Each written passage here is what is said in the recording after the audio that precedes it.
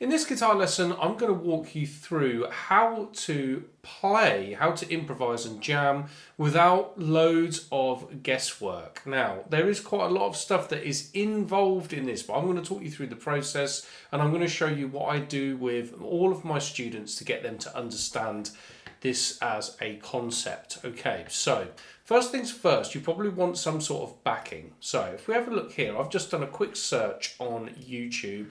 YouTube is an excellent resource for backing tracks and things like that in today's world. And if you're not using them to play over and give yourself a harmonic backing, I strongly suggest that you do.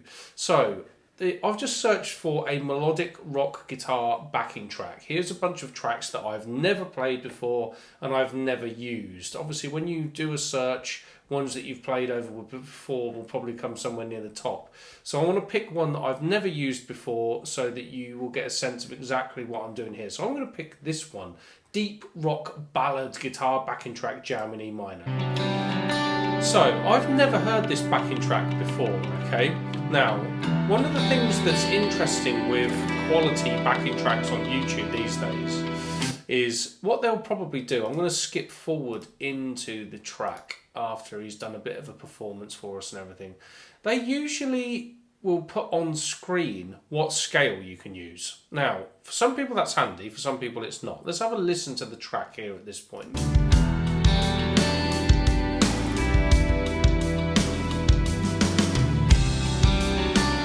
Okay, I like the track. It's got a really, really cool vibe and all that stuff. So let's talk through a few things here.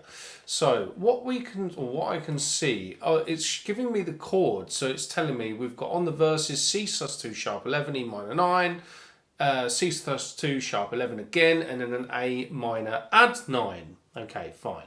Then we've got the chorus, E minor C G D, E minor D with an F sharp bass G C, all that stuff. Now, some people watching this video might be looking at that going, well, that's all gobbledygook, and other people might go, oh, that makes perfect sense, etc.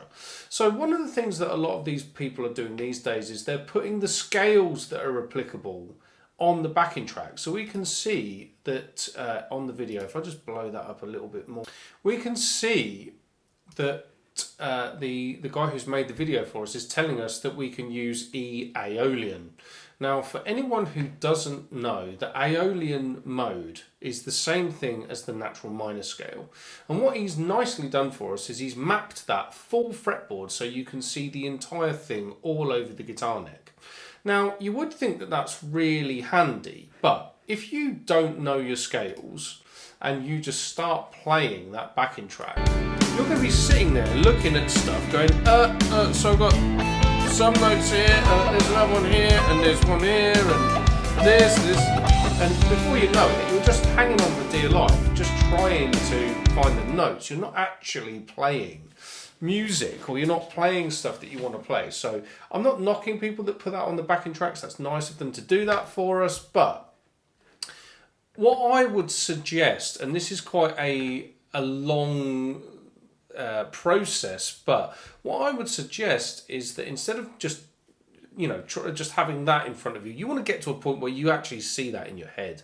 And how you start this is you learn a number of different things, like for example the cage system, the 3 notes per string system, all that sort of thing. So for example, if I was to say take one position of that scale, and it looks like this.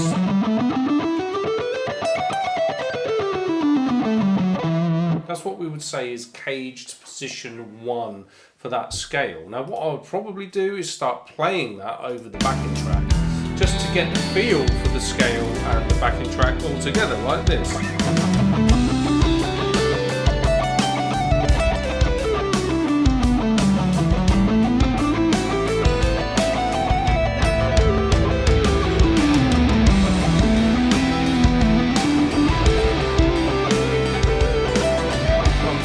To wander off into a little bit of improvisation there, but I mean, the first things first, I'm just playing up and down the shape. Now what I'd want to do is probably explore the shape, and I'd probably pay a bit of attention to what the different notes are and everything in there as well, but this video will be incredibly long if I start talking through how you do all of that stuff. But what I'd probably do is I'd just jam around a little bit and play slowly.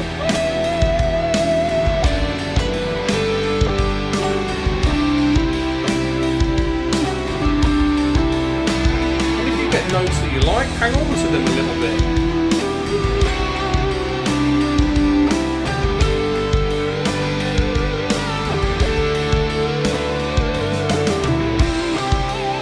And every now and then when you get one that you're just like, okay, I really like the sound of, bending that.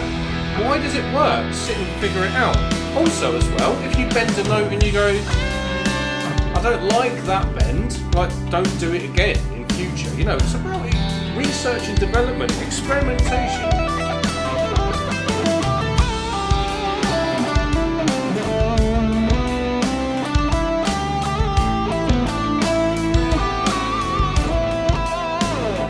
So what we're effectively doing here, we're training our ear, but by playing within a shape. So I would definitely recommend learn the shape. And then what you want to do is go on and learn all of the other shapes. Learn the caged system and all that sort of thing. But also learn 3 notes per string. So right here, I've been playing a caged shape. Now, that basically all that means is that this shape aligns with something that we call the caged system, and also the difference between caged and 3 notes per string in a real nutshell is that every now and then with caged you've got 2 notes on the string there, but if I was doing 3 notes per string I'd go and play literally 3 notes in every string. So I might experiment within that shape now and see what comes out.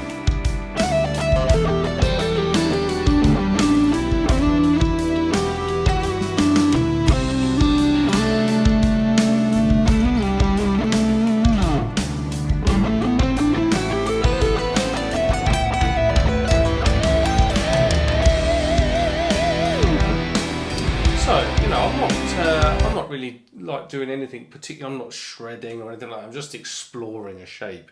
But what I would then do is I would experiment with all of the different shapes up and down the neck and other things. Something that's really, really important is as you're looking at, if I go back to this for a moment, what you see there in front of you with that whole fretboard written up, it's actually kind of a good idea rather than, getting boxed into shapes and all that sort of stuff. What you probably want to do is just take a single string and just go, right, okay, what can I do on a single string?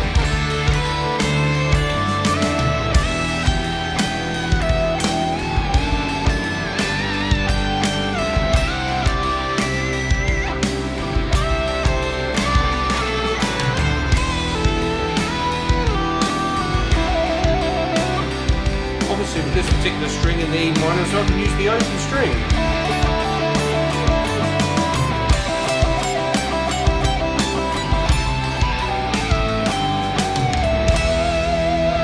So that's kind of an interesting limitation exercise, just playing on a single string, because of course you're going to have to draw upon more musical devices like your vibrato sliding between different notes and all of that sort of thing. But in a nutshell, how you get to a point where you just know what to play is that you need to build up a knowledge base of music theory, which is something that all the guitar players out there, they go, I don't want to know about theory and all that stuff. Well, actually, if you know theory, all it will do when you're just reading those chords, it will just go, oh yeah, I know what scales fit with those chords. And scales are not something that's bad. They're not an evil. All they are is just, okay, here is the applicable pool of notes that I can use that work with that chord for me to create my art. Why you wouldn't want to learn scales is almost baffling. They just tell you what are some notes that sound really good with a given chord. And don't overthink it. Don't get stressed about scales. So once you know that stuff, that piece of information, that obviously tells you what the applicable scales are that can go with the chord. Then once you know where the notes of that stuff lives all on the fretboard, what you then want to do is start building vocabulary. Like, what are you going to say within those scales and what are you going to do with them? And that, of course, is a much longer process than you could possibly learn in a 10-minute video on YouTube. But If you are looking for more help with all of that sort of thing, I won't go into a big old spiel about what I do here, but check the link in the description. Come and see what I have to offer at Cutting Edge Guitar, because I have tons and tons of stuff that can help you there. Thanks so much for watching. I'll see you in the next video.